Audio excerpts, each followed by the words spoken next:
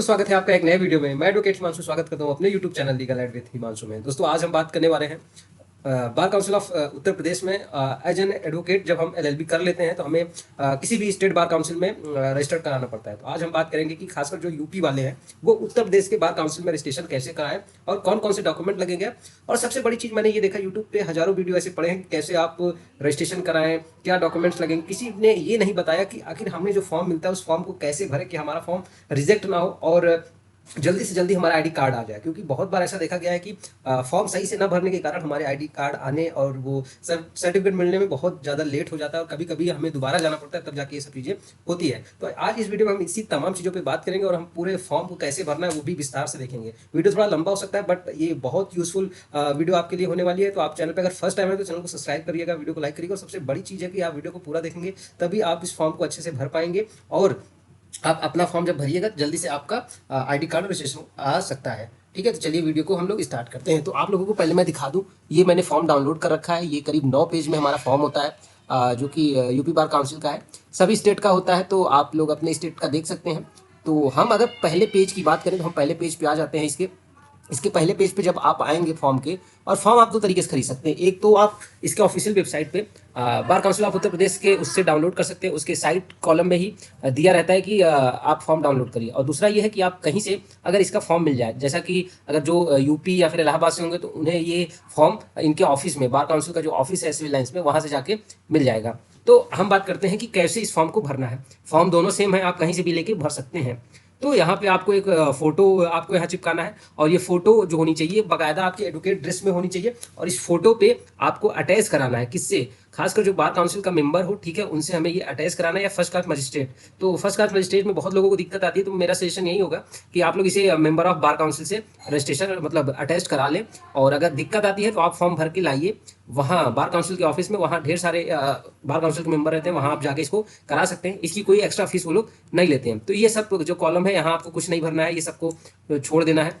यहाँ आपको कुछ नहीं भरना है, यहाँ आपको तिथि भर देना है कि आप फॉर्म जमा कब कर रहे हैं। ठीक है, अपना नाम यहाँ भर दीजिए इस कॉलम में, और माता का नाम में आप माता का नाम भर दीजिए। ठीक है, और आप पुत्र पुत्री किसके हैं यहाँ पे आप भर दीजिए, और जनपद यानी अपना जो जिला है उसको डाल दीजिए। इसको करके आप यहाँ पे नीचे आ जाइए। फिर आपका आ जाता है चरित्र प्रमाण पत्र यानी कैरेक्टर सर्टिफिकेट, और ये भी अटैच्ड आपको कराना है किससे? बार काउंसिल के मेंबर से, या फिर जो ऐसे एडवोकेट जो कि bar council of Uttar Pradesh में 10 साल पहले से रजिस्टर्ड थे और 10 साल मतलब रजिस्टर्ड हुए उनको हो गया हो। तो ये भी मैं कहूँगा आप बार काउंसिल के ऑफिस से जाएंगे तो वहाँ पे आप वहाँ के मेंबर से करा लीजिएगा।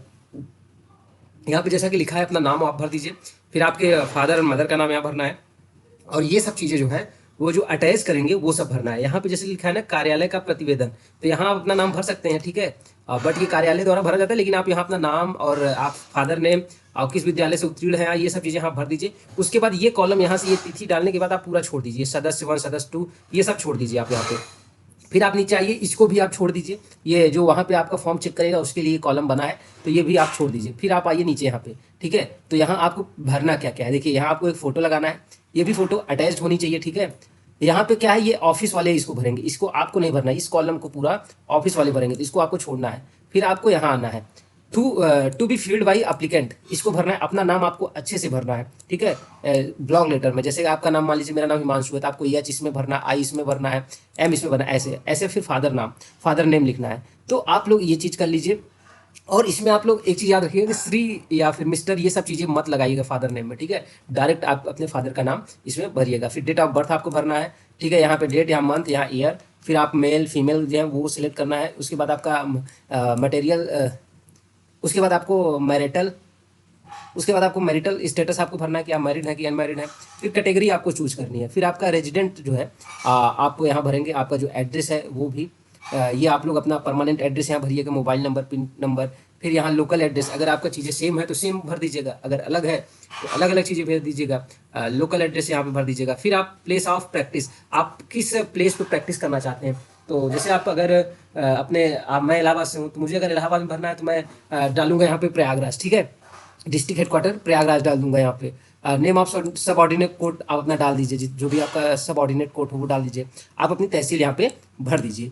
उसके बाद नीचे वाले सेक्शन में आप आएंगे तो इसमें आपको अपना जो कि एजुकेशनल क्वालिफिकेशन है वो आपको यहाँ भरना है। हाई स्कूल के बारे में यहाँ दिया है, हाई स्कूल के बारे में आप यहाँ भरेंगे, किस बोर्ड से आप पास हुए हैं, किस इंस्टीट्यूशन से, किस साल पास हुए हैं, पासिंग ईयर क्या है, प्राइवेट है, रेगुलर है, फिर ये सब चीज़ें यहाँ भरना है। हाई स्कूल भरना है, फिर इंटरमीडिएट भरना है, फिर अगर आपने बीए किया है, बीएससी किया है, ये सब चीज़ें भरना है, और एलएलबी किया है तो ये भरना है। ठीक है, अगर आपने कुछ और कर रखा है तो आप इस वाले सेक्शन को भर सकते हैं। उसके बाद यहाँ पे अपना आप सिग्नेचर कर दीजिएगा, साइन। ठीक है, उसके बाद यहाँ दिया गया है कि आप कहीं अभी बिजनेस कर रहे हैं या अभी कहीं एम्प्लॉय हैं कहीं के, तो ये चीज़ें हैं। अगर आप कहीं कुछ जॉब वॉब कर रहे हैं तो यस करके उसके बारे में आप भर दीजिएगा। अगर आप कहीं जॉब नहीं कर रहे हैं तो नो करके सब में नो सेक्शन में यहाँ पे लिख दीजिएगा। ठीक है, यहाँ पे नो लिखिएगा, मतलब ऐसे खाली नहीं छोड़ना है इसको, यहाँ पे नो लिख देना है, या फिर चीज़ें खाली आपको नहीं छोड़ना, बस इतना याद रखिए। फिर आपको यहाँ भी सिग्नेचर एक करना है अपना, और यहाँ नीचे अपना फुल नेम लिखना है। डेट, जिस डेट को आप ये फॉर्म भर रहे हैं, जमा कर रहे हैं, उस डेट को लिख दीजिए, और कहाँ से आप ये फॉर्म भर या जमा कर रहे हैं वो लिख दीजिए। ठीक है, फिर ये चीज़ें आप यहाँ छोड़ देना है, आपको कुछ नहीं करना है। ठीक है, ये ऑफिस वर्क के लिए है। फिर यहाँ आना है, देखिए घोषणा की बात करूँ, डिक्लेरेशन, यहाँ पे आपको अपना नाम, फादर नेम, ये सब चीज़ें लिखना है। ठीक है, इसको भी मतलब जब आप जाएंगे वहाँ पे नीचे, तो यहाँ पे लिखा है कि पूर्ण विवरण दे, कहाँ प्रैक्टिस करना चाहते हैं, तो जिस जगह प्रैक्टिस करना चाहते हैं, जैसे आप डिस्ट्रिक्ट कोर्ट में प्रैक्टिस करना चाहते हैं या फैमिली कोर्ट में, जो भी करना है आपको, हाई कोर्ट में प्रैक्टिस करना चाहते हैं, कहीं भी कुछ भी प्रैक्टिस करने के लिए आप जहाँ चाहते हैं वहाँ ये भर दीजिए। और उसके बाद स्थान ये भर दीजिए, दिनांक भर दीजिए। ठीक है, आवेदक का स्पष्ट नाम, अपना नाम भर दीजिए, और यहाँ पे अपना साइन आपको भर करना है। ठीक है, फिर ये सेक्शन आना है। यहाँ पे आने के बाद फिर आपको अपना नाम, फादर नेम, मदर नेम भरना है। फिर आपको अपना मोबाइल नंबर भरना है, पोस्ट भरना है, थाना भरना है, जिला, पिन कोड, ये सब चीज़ें भरना है। फिर नीचे आने के बाद यहाँ नाम जैसे दिया है सेक्शन 2 में, यहाँ पे देखिए नाम देन भरना है, फिर पिता का नाम यहाँ भरना है, फिर अपना जन्म तिथि भरना है। ठीक है, शब्दों में भरना है। फिर आप बात आती है, यहाँ इन्होंने बाकायदा दे रखा है कि जो आप बैंक ड्राफ्ट बनाएंगे, ठीक है, डीडी, वो बनेगी bar council of Uttar Pradesh Allahabad. बहुत लोगों का यह है कि प्रयागराज करवा दें, नहीं, प्रयागराज नहीं करवाना है, bar council of Uttar Pradesh Allahabad के नाम से बनेगा। अब सब कैटेगरी वाइज यहाँ दिया गया है कि आप अगर जनरल कैटेगरी के हैं और 38 साल से कम है तो 16,665 रुपये आपको डीडी बनवाना पड़ेगा, और अगर आप जनरल कैटेगरी के हैं और 38 से 45 के बीच में है तो वही आपको 21,665 रुपये की डीडी बनवानी पड़ेगी। और वहीं अगर आप जनरल कैटेगरी के हैं और आपकी एज 45 से 50 है तो 18,665 की बनवानी पड़ेगी। आप ये SC/ST की देख सकते हैं 13,540, ये सब चीज़ है। और अगर ओबीसी की बात करूँ तो ओबीसी भी 16,665 38 साल के नीचे वाले इसमें आते हैं। तो ये पूरा आप देख लीजिए, ये सब चीज़ें हो गया। फिर नीचे आएंगे तो ये देखिए, यहाँ पे आपको फोटो वही अटैच कराना है। यहाँ भी बार काउंसिल मेंबर से नाम आपको भरना है, उसके बाद father name, husband name, permanent address, local address, ये सब चीज़ें यहाँ भर देना है। पिन कोड भर देना है, कहाँ प्रैक्टिस करना चाहते हैं, हेडक्वार्टर, नेम ऑफ सब ऑर्डिनेट कोड आपको भरना है, डेट ऑफ बर्थ, तहसील। उसके बाद वही चीज़ जो ऊपर मैंने बताया था वही सब चीज़ें यहाँ गई। फिर कैटेगरी आपका ये सब चीज़ें, age of, date of applicant, आप अपना एज कैलकुलेट करके भर दीजिए आप इसमें। ठीक है, कितने साल कितने वो हुए हैं वो सब चीज़ें। फिर यहाँ लिखना है पत्र व्यवहार का पता, स्पष्ट रूप से हिंदी में भरें। ठीक है, इसे हिंदी में भरना है आपको, अपना नाम, पिता का नाम या पति का नाम, पूर्ण पता, मोबाइल नंबर, पिन कोड। इसको आप लोग बहुत सावधानी से भरिएगा क्योंकि ये बहुत ज़रूरी है, क्योंकि आपके जो ID कार्ड है वो सब चीज़ें बनाने में यहीं से डेटा उठाया जाता है हिंदी का। फिर आपका यहाँ मांगा गया है कि आवेदन द्वारा हिंदी में भरा जाएगा ये सब चीज़ें।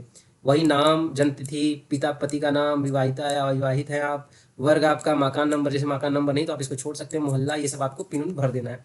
फिर वही चीज़ इंग्लिश में दिया है, फोटो को यहाँ भी लगवाना है और इसको अटैच नहीं कराना। देखिए अब passport size photo which would not attach, यहाँ अटैच नहीं कराना है। ठीक है, यहाँ भी अटैच नहीं कराना है। जो फोटो जहाँ अटैच नहीं कराना है वो चीज़ आप ध्यान दीजिएगा, ये ऑफिस वर्क के लिए है। ठीक है, तो इतना चीज़ें हमारी थी, जो हमारा ID कार्ड बन के आता है वो इसके हिसाब से बन के आता है। तो आप चीज़ें ये अच्छे से भरिए, और ये तमाम चीज़ें दी गई है, कहीं भी आपको गलत चीज़ें नहीं भरनी है। अब हम लोग बात कर लेते हैं कि ये फॉर्म भरने के बाद हमें कौन कौन से डॉक्यूमेंट्स लगाने होंगे। तो दोस्तों, आप फॉर्म अगर भर चुके हैं तो जैसा मैंने कहा DD आपको बनवानी है आपकी कैटेगरी के हिसाब से। उसके बाद 500 रुपये का एक स्टाम्प लगता है। आप कचहरी चले जाएंगे तो वहाँ आपको आसानी से मिल जाएगी, इलाहाबाद में अगर आएंगे तो, या आप कहीं से भी उसको इंतज़ाम कर लीजिए। स्टाम्प लगने के बाद एक शपथ पत्र लगता है। ठीक है, उसके बाद ये सब चीज़ें हो गया। उसके बाद आपको हाई स्कूल इंटरमीडिएट की फोटो कॉपी, वो भी सेल्फ अटैच, मैं जितने डॉक्यूमेंट अभी नाम लूंगा वो सेल्फ अटैच करना है। हाई स्कूल की फोटो कॉपी, और एक चीज़ ध्यान दीजिएगा, ओरिजिनल डॉक्यूमेंट कोई भी नहीं लगेगा। तो हाई स्कूल की, इंटरमीडिएट की, आपने BA BSc कुछ भी किया उसकी कॉपी, फोटो कॉपी और सर्टिफिकेट। उसके बाद आपने LLB किया है तो LLB की 6 सेमेस्टर की मार्कशीट, साथ में सर्टिफिकेट, ये इसकी एक एक कॉपी सबकी लगेगी, वो भी सेल्फ अटैच्ड।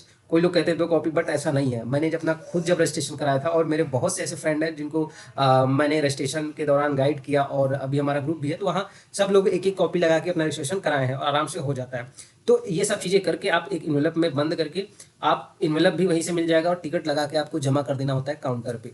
उसके बाद विदिन 3 मंथ्स मैक्सिमम 3 मंथ लगता है, लेकिन 2 महीने 1.5 महीने में आपका सर्टिफिकेट और एक आईडी कार्ड आपके घर आ जाता है।